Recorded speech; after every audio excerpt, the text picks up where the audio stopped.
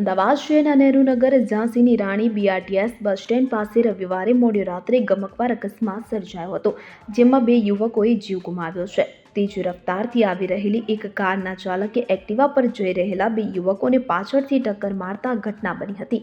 મળતી માહિતી મુજબ મૃતકોની ઓળખ 22 વર્ષીય અકરમ અલ્તાફભાઈ કુરેશી અને 35 વર્ષીય અશફાક જાફરભાઈ અજમેરી તરીકે થઈ છે, જેઓ જમાલપુર વિસ્તારના રહેવાસી હતા। ઘટના રવિવારે મોડી રાત્રે લગભગ 1:30 વાગ્યાની આસપાસ બની હતી। બંને યુવકો એક્ટિવા પર નહેરુનગરથી શિવરંજની તરફ જઈ રહ્યા હતા।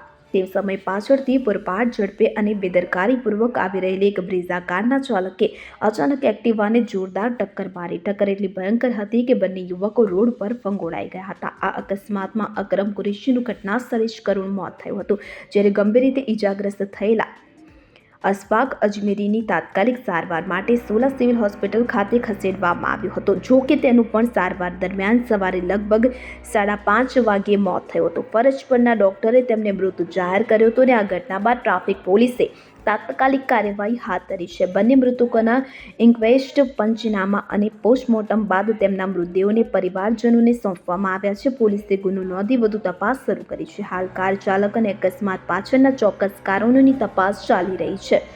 બ્યુરો રિપોર્ટ, ખબર ગુજરાત લાઈવ।